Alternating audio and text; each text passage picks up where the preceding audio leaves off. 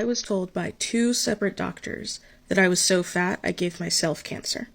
Hey people, welcome back to the channel. Have you ever been fat shamed?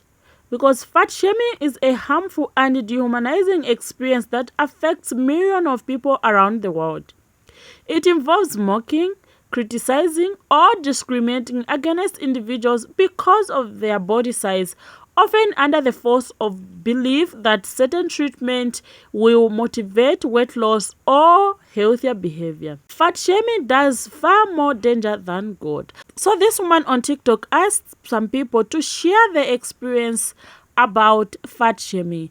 Kindly watch her video as well as the stitches, and I'll be back to share my own thoughts. Please don't go away. Okay, ignore the appearance. Tell me the wildest way you have ever been fat shamed. I'll go first. So Emma and I were in a taxi the other day. What sort of car was it? A Volkswagen, an electric one. An electric Volkswagen, an electric car. The taxi driver, this is a whole different story, but he was slightly mad. But anyway, it was a difficult journey. It was quite stressful. This was compounded by the fact that every 5 minutes... Every 5 minutes, the taxi driver would click onto his little screen that he had and check the tyre pressure, huff, look very annoyed, sometimes glance back at me in the what's it called, the rear view mirror, huff, check the tyre pressure again, look back at me, carry on driving, check the tyre pressure, carry on... Is that why I get so many flat tyres, do you reckon? I was told by two separate doctors that I was so fat I gave myself cancer. Now, the wild thing about that is that they couldn't agree on how I had given myself cancer. The first doctor thought that I had given myself cancer because my body was producing too much estrogen and not enough progesterone, which then had made my uterus cancerous. But then the other doctor said that I was producing too much progesterone because I was fat and not enough estrogen, which had made my uterus cancerous. And the thing is, it's probably neither of those. I definitely had undiagnosed PCOS when I had ovaries. I have a lot of cancer in my family on both sides, on my dad and my mom's side.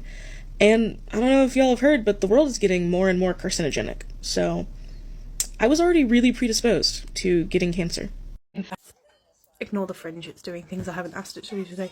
So the ridiculousness of fat shaming is when I was pregnant with twins, I lost about 3 stone in weight because I had hyperemesis gravidarum and I had it through my whole pregnancy, so I didn't keep anything down, I was dehydrated the whole time, everything. But people told me how healthy I looked and how skinny I looked and how lovely I looked as a pregnant lady.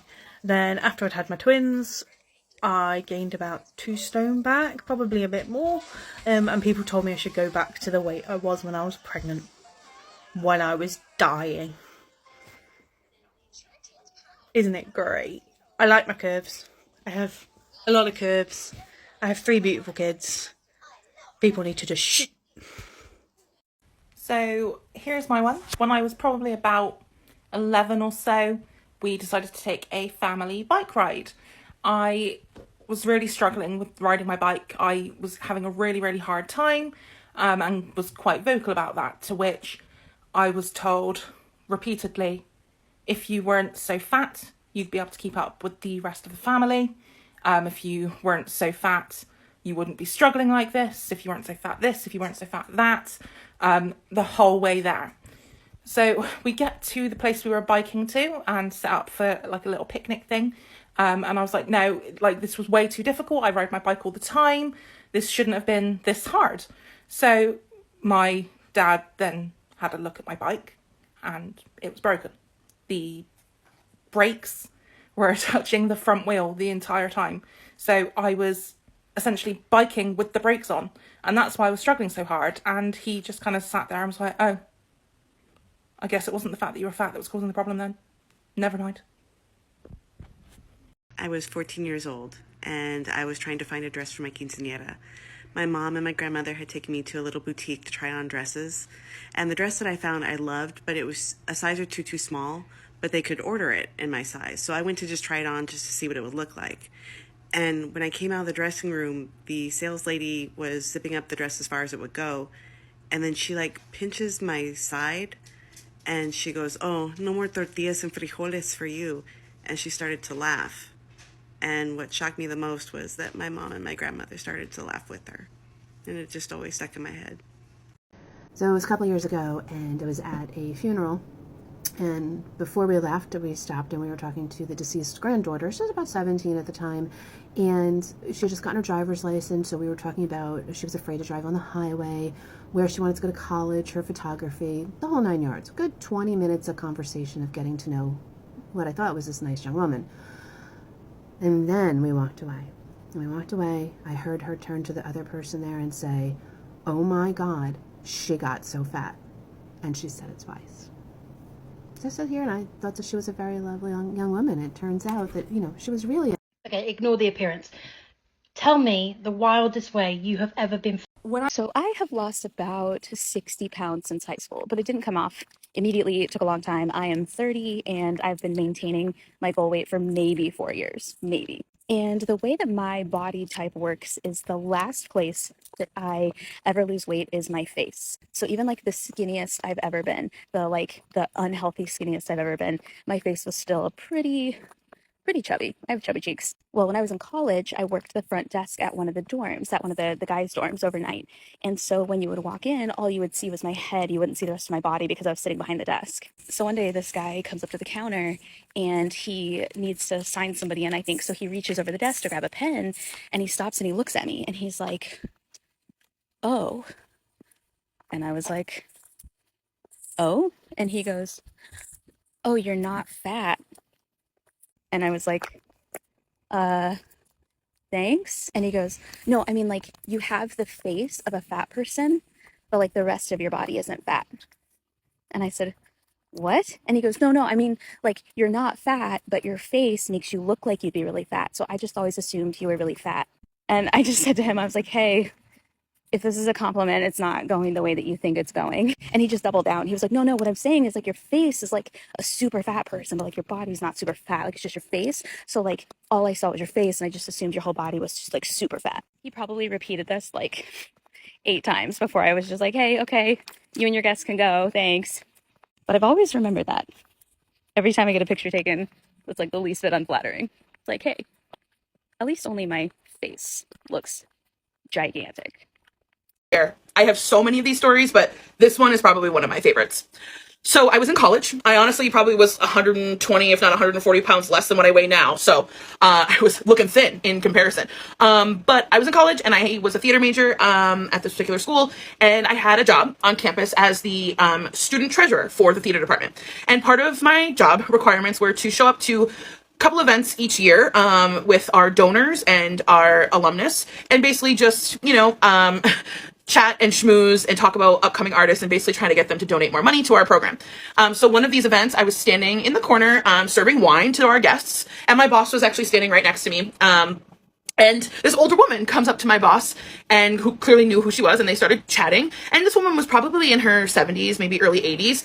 And they chatted for a while, and I stood there very quietly and respectfully with a big smile on. I was dressed up very nice. And I offered this woman a glass of wine, which she happily accepted. I said, "Hello, how are you?" I introduced myself, and that was the extent of our conversation. As she was wrapping up her conversation with my boss said, "Oh, so-and-so, make sure you check out our dessert table. We got these amazing pastries from," and she said, "the local bakery." And this woman, as she was walking away, stopped, turned very dramatically, and said, "Oh, I could never indulge in such sweets. I would end up looking like her if I did," and pointed to me, standing in the corner with 2 bottles of wine.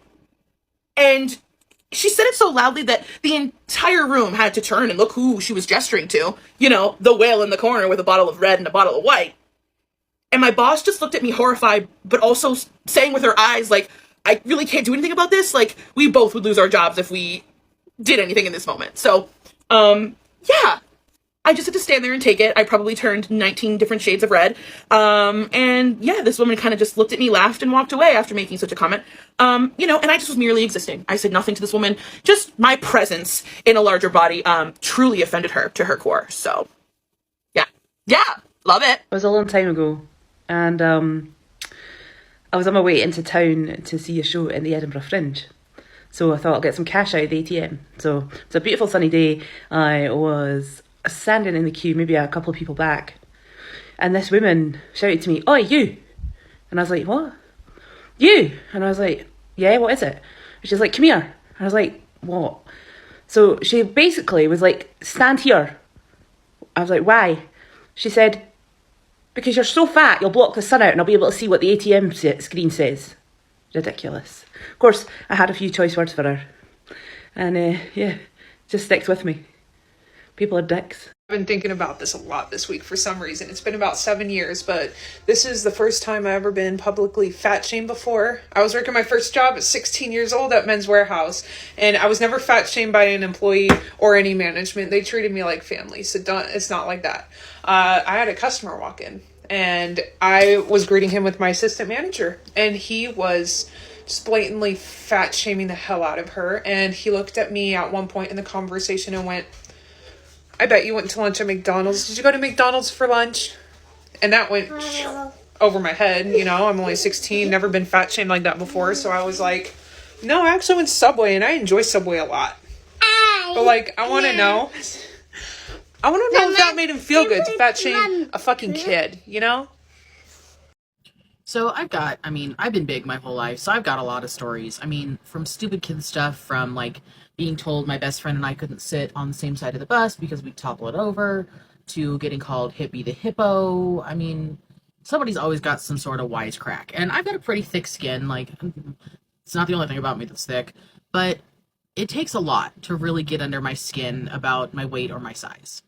So the one that really sticks in my craw to this day is about 10 years ago, my ex-husband and I were talking about, we were still married at the time, we were talking about Halloween costumes, and I love Halloween. I've dressed up like Miss Piggy, I dressed up like Ursula, like I lean into like the plus size thing. I was Fat Barbie one year, and I really enjoy it, and I have a good sense of humor with it. And my ex-husband told me that I should dress up for Halloween as Jabba the Slut. And that one, I think that's the only one that's ever really cut me to my core. And to this day, 10 years later, it still fucking hurts. People who are fat shamed often face bullying, social exclusion, and verbal abuse. This doesn't happen in schoolyards. It happens even in workplaces, healthcare settings, and even among family and friends. Instead of encouraging positive change, fat shaming creates deeper emotional scars. It can lead to anxiety, depression, eating disorders, and damaged self-image. Many individuals who are fat avoid seeking medical out of fear of judgment, which can worsen the situation. What's more, the assumption that body size equals health is misleading.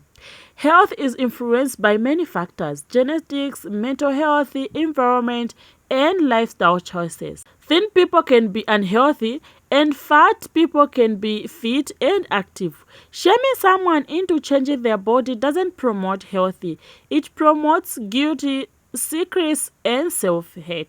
As a society, we need to shift away from shaming and toward support. Instead of judging others based on appearance, we should encourage body respect, promote access to inclusive health care, and recognize that weight is not measured by size. To end our discussion, fat shaming is not just rude, it's harmful. No one deserves to be judged or devalued for their body. Everybody deserves respect, dignity, and compassion. Thank you so much, guys, for reaching this far. Please don't forget to subscribe, like, and share the video. See you in the next video, and stay safe.